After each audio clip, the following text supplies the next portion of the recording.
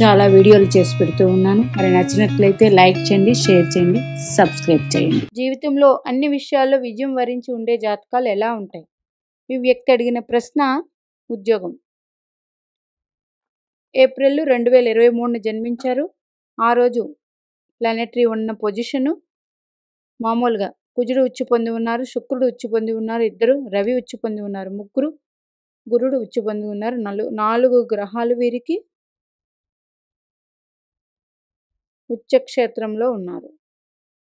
ఇక్కడ రాహు ఉన్న రాస్యాధిపతి ఉచ్చు పొందారు, కేతు ఉన్న రాస్యాధిపతి ఉచ్చు పొంది ఉన్నారు.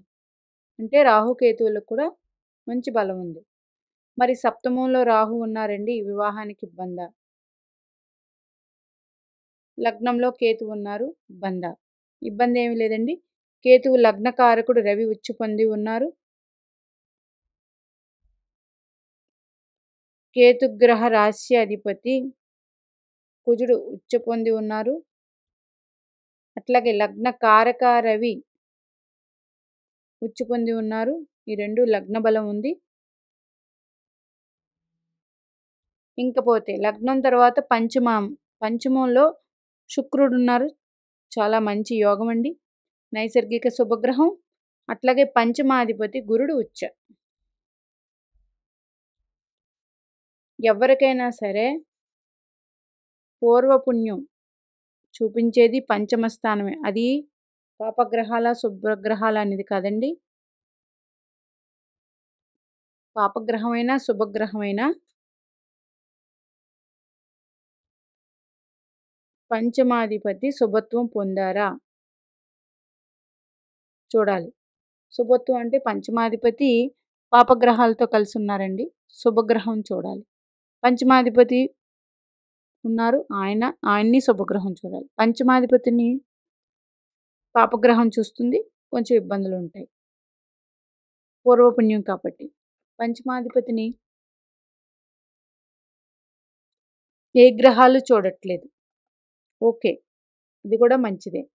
అంటే మీకు పూర్వపుణ్యం 100% ఉందండి మీ జాతకానికి. మీరు అనుకున్నవన్నీ టైంకి అవుతాయి, భయపడాల్సిన పని లేదు. ప్రజెంట్ దశ మీకు కుజమహర్దశ. కుజమహర్దశ, కుజుడు లగ్నాధిపతి అయ్యారు.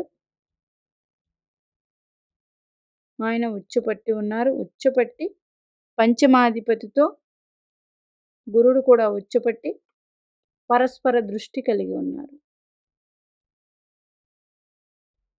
100% మంచిది.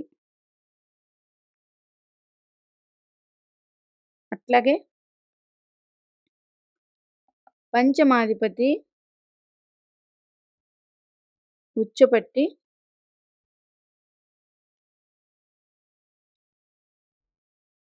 ఇంకొక ఉచ్చు పొందిన గ్రహాన్ని చూస్తూ ఉన్నారు. ఎవరైనా శుక్రుడు పంచమ స్థానంలో ఉన్నారు. వీరికి అమోఘమైన తెలివితేటలు ఉంటాయి. అట్లాగే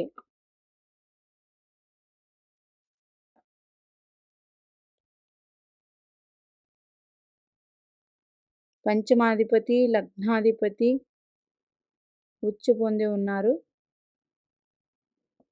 అందువల్ల 100% మీకు అనుకున్నవి అనుకున్నట్టు ఉంటుంది, పూర్వపుణ్యం ఉంది. లగ్నాధిపతి పంచమాధిపతి పరస్పర అంటే సమసప్తకాల్లో ఉండి పరస్పర దృష్టి కలిగి ఉన్నారు. 100% మంచిదండి.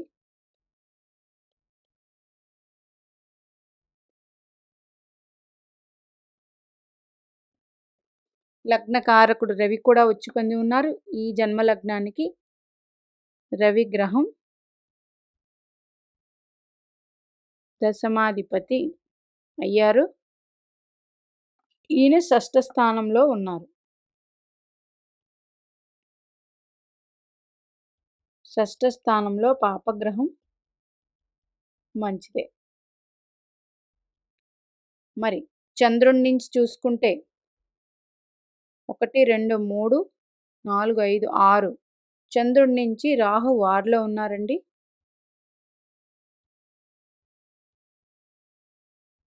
మీకు అద్భుతమైన ఉద్యోగం వస్తుంది. చంద్రుడి నుంచి రాహు 6లో ఉండి మిత్ర రాశిలో ఉండి ఆ రాశ్యాధిపతి ఉచ్చ పొంది ఉన్నారు. ఇది మంచి లక్ష్మీ యోగం.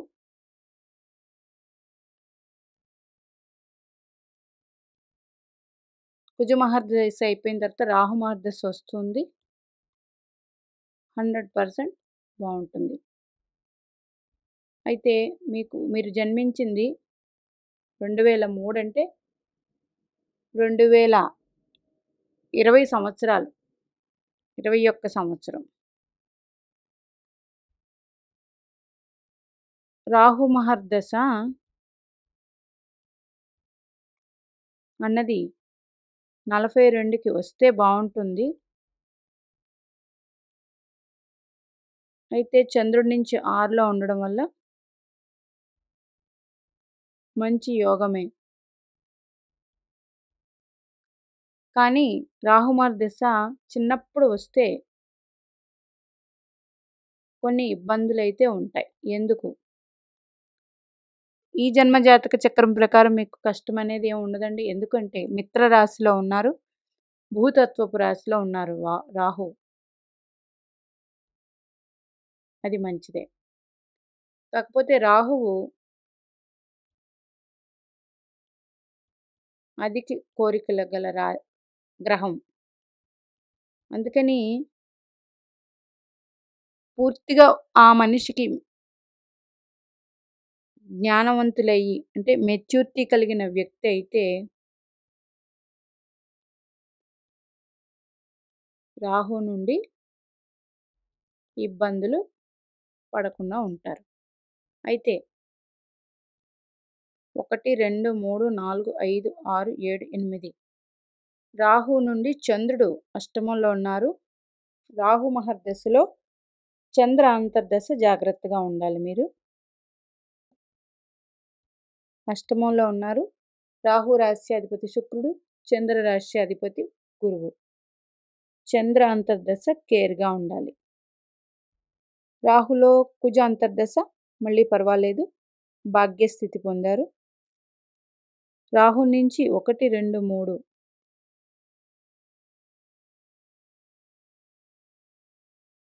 4, 5, 6, 7, 8 షష్టాష్టకాలు అయ్యింది. రాహు మహర్దశలో చంద్ర అంతర్దశ మాత్రం మీరు జాగ్రత్తగా ఉండవలసిన అవసరం ఉంది. ఎందుకంటే షష్టాష్టకాలు వచ్చినప్పుడు ఆ అంతర్దశల్లో కొంచెం ఇబ్బంది ఉంటుంది. మీరు చంద్రుడిలో రాహు అంతర్దశ కూడా చాలా ఇబ్బంది ఫేస్ చేసి ఉంటారు చిన్నప్పుడు. అట్లాగే రాహులో చంద్ర అంతర్దశ కూడా ఇబ్బందులు అయితే ఉన్నాయి. 100%. అది జాగ్రత్తగా కేర్ తీసుకుంటే మానసిక సమస్యలు అట్లాంటివి ఉంటాయి. ఒక మంచి ఉద్యోగం వచ్చినప్పుడు ఆ వ్యక్తి చాలా సుమారుగా మీకు మంచి గవర్నమెంట్ ఉద్యోగం వచ్చే ఛాన్స్ ఉందండి. దానివల్ల ఇబ్బందులు పడకుండా ముందు నుంచే చిన్న వయసు కాబట్టి జాబ్‌లో జాగ్రత్తగా ఎక్కువ ఉత్సాహం చూపించకుండా మీ పని మీరు చేసుకుంటూ ఉంటే పర్వాలేదు. కొన్ని జాబ్స్ రిస్క్‌తో కూడినవి ఉంటాయి. కొన్నివి ప్రశాంతంగా ఉంటాయి. అందుచేత జాగ్రత్త అనేది చాలా అవసరం.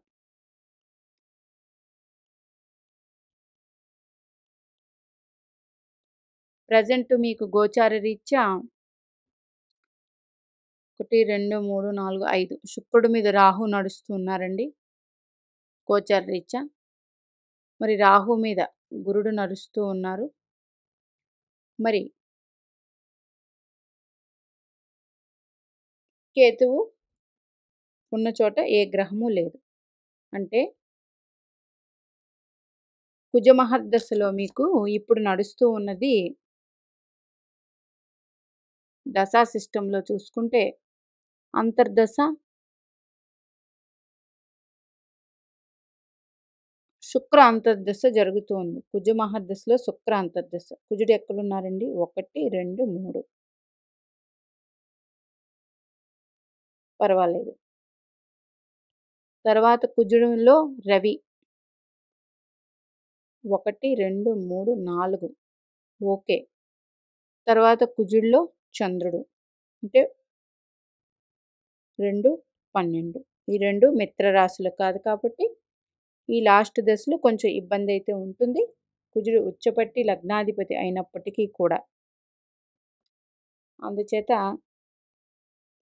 పెద్దగా ఇబ్బంది పడాల్సిందయితే ఏమి లేదు. గురుదృష్టి ఉంది డైరెక్ట్‌గా మీకు. ఎవరైనా పంచమాధిపతి దృష్టి కుజుడి మీద ఉంది.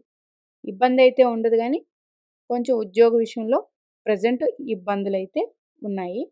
అందుచేత చంద్రుడి నుంచి రాహువు 4లో కాబట్టి కొంచెం ఇబ్బంది ఉంటుంది. ఎప్పుడైతే కుంభరాశిలోకి రాహు వచ్చేస్తారో అప్పటి నుండి మీకు 100% బావుంటుందండి. అట్లాగే మళ్ళీ శని చంద్రుడి నుంచి 4లోకెళ్తారు. అర్ధాష్టమ శనికొస్తారు. అప్పుడు కొంచెం ఇబ్బందులుంటాయి. అయినప్పటికీ అధిగమించగలరు. ప్రెజెంట్ కుజ మహర్దశ కాబట్టి వచ్చేది రాహు మహర్దశ. రాహు మహర్దశలో రాహులో రాహువు, రాహులో గురుడు, తర్వాత రాహులో శని భగవానుడు రాహు నుంచి 2లో ఉన్నారు. Not okay. తర్వాత రాహులో రాహు, రాహులో గురుడు, రాహులో శని భగవానుడు. తర్వాత రాహులో బుధుడు. రాహులో బుధుడు ద్వితీయ 2, 12 అవుతుంది. ఇది కూడా కొంచెం ఇబ్బందే. తర్వాత రాహులో కేతు వస్తారు. సమసప్తకం ఓకే. రాహులో శుక్రుడు లాభస్థితి వెరీ గుడ్. ఉపచయంలో ఉన్నారు. తర్వాత రాహులో రవి మళ్ళీ కొంచెం ఇబ్బంది. రాహులో చంద్రుడు చాలా జాగ్రత్తగా ఉండాలి. తర్వాత రాహులో కుజుడు ఎక్కడి నుంచి 1, 2, 3, 4, 5, 6, 7, 8, 9 అయ్యారు. ఓకే. అందుచేత రాహు దశ చిన్నప్పుడే వస్తుంది కాబట్టి ఒక మంచి ఉద్యోగం అయితే వస్తుంది. ఉద్యోగరీత్యా కొంచెం నిదానంగా ఉండి చాలా జాగ్రత్తగా తమ ఉద్యోగం తాము చేసుకుంటూ వెళ్ళిపోతే బాగుంటుంది. రాహు మహాదశ కూడా అద్భుతంగానే ఫలితాలు ఇస్తుంది. మంచి రాజయోగాన్ని ఇస్తుంది ఇప్పుడు వచ్చే రాహు మహాదశ. కానీ ఉద్యోగరీత్యా చిన్న ఇబ్బందులు ఉన్నప్పుడు జాగ్రత్తగా అధిగమించుకోవాలి. ఇన్ని గ్రహాలు ఈ వ్యక్తి జాతకంలో ఉన్నందుకు అద్భుతమైన ఎలా ఉన్నాయి? ఇన్ని గ్రహాలు ఉచ్చుపట్టి ఉన్నాయి. ఒక గ్రహం ఉచ్చుపడితేనే చాలా అద్భుతం అండి. అలాంటిది అందులోని లగ్నాధిపతి ఉచ్చ, పంచమాధిపతి ఉచ్చ, అట్లాగే దశమాధిపతి ఉచ్చ, ఇన్ని గ్రహాలు ఉచ్చ క్షేత్రంలో ఉన్నాయి కాబట్టి మంచి జాతకమే. తర్వాత వచ్చే గురు మహర్దశ కూడా అద్భుతమైన యోగాన్ని ఇస్తుంది. మీనాక్షిదేవి ఆశీస్సులు మనందరి మీద ఉండాలని కోరుకుంటూ నమస్తే.